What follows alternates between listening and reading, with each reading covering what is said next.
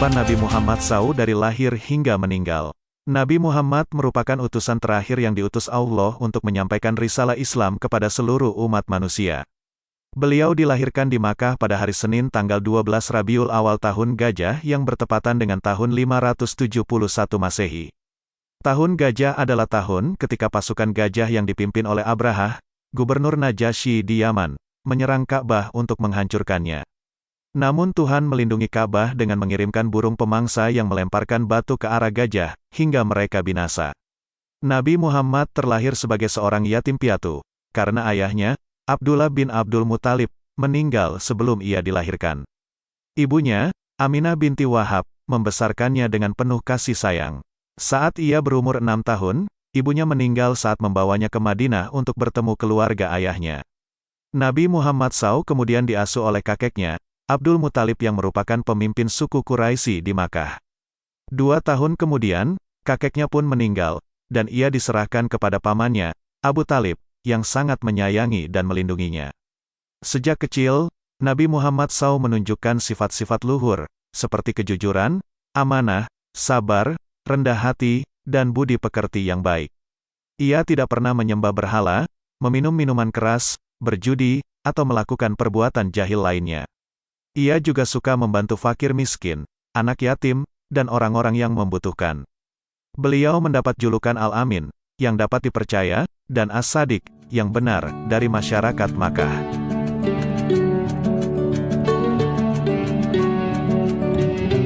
Nabi Muhammad mulai bekerja sebagai penggembala kambing sejak usia muda.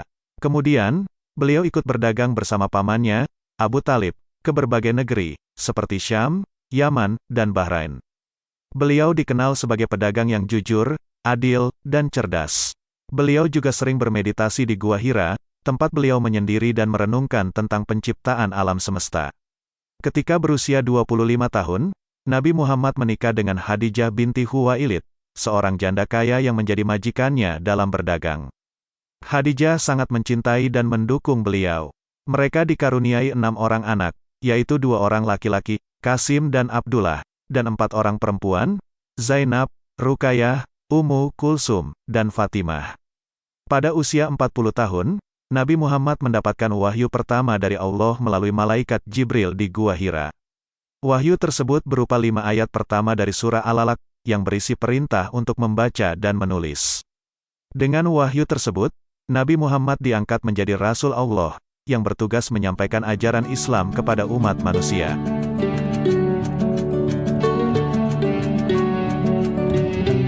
Nabi Muhammad mulai berdakwah secara diam-diam selama 3 tahun. Mengajak keluarga dan teman dekatnya untuk masuk Islam. Orang pertama yang beriman kepadanya adalah istrinya, Khadijah. Kemudian disusul Ali bin Abi Thalib, Zaid bin Haritsah, Abu Bakar As-Siddiq, dan lain-lain. Setelah 3 tahun berdakwah secara sembunyi-sembunyi, Nabi Muhammad SAW mendapat perintah dari Allah untuk berdakwah secara terbuka di Makkah.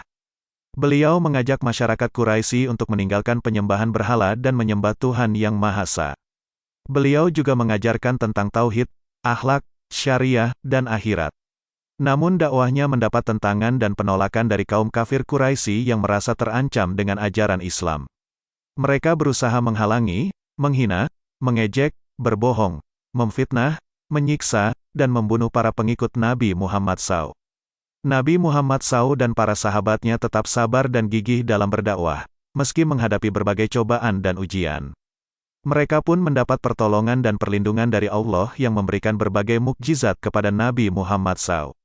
Di antara mukjizatnya adalah membelah dada, membelah bulan, mengalirkan air dari jari-jarinya, makanan yang sedikit menjadi melimpah, terkabulnya doa, pengobatan mujarab, menghidupkan benda mati, dan yang paling agung adalah Al-Quran. Kitab suci yang diturunkan kepadanya.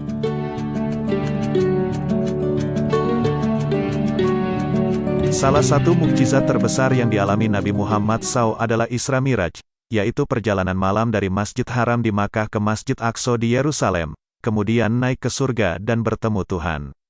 Dalam perjalanannya, beliau ditemani oleh malaikat Jibril, dan bertemu dengan para nabi dan rasul sebelumnya. Ia juga diperintahkan untuk salat 5 waktu sehari semalam. Setelah berdakwah di Makkah selama 13 tahun, Nabi Muhammad SAW mendapat perintah dari Allah untuk hijrah ke Madinah, kota yang jauh lebih ramah dan bersahabat dengan Islam. Migrasi ini merupakan titik balik sejarah Islam, karena di Madinah, Nabi Muhammad SAW berhasil membangun masyarakat Islam yang kuat, bersatu, dan sejahtera. Beliau juga mendirikan masjid pertama, menetapkan konstitusi, membangun hubungan dengan suku dan agama lain, serta memimpin perang melawan musuh-musuh Islam. Nabi Muhammad SAW berdakwah di Madinah selama 10 tahun, mengajarkan ajaran Islam secara utuh dan menyempurnakan syariat Islam. Berbagai tantangan dan konflik juga dihadapinya, baik internal maupun eksternal. Beberapa perang yang ia ikuti, seperti Perang Badar, Perang Uhud, Perang Handak, Perang Khaybar, Perang Mu'tah, Perang Hunain, dan Perang Tabuk. Ia juga menghadapi pengkhianatan dari orang-orang Yahudi, orang-orang munafik, dan murtad.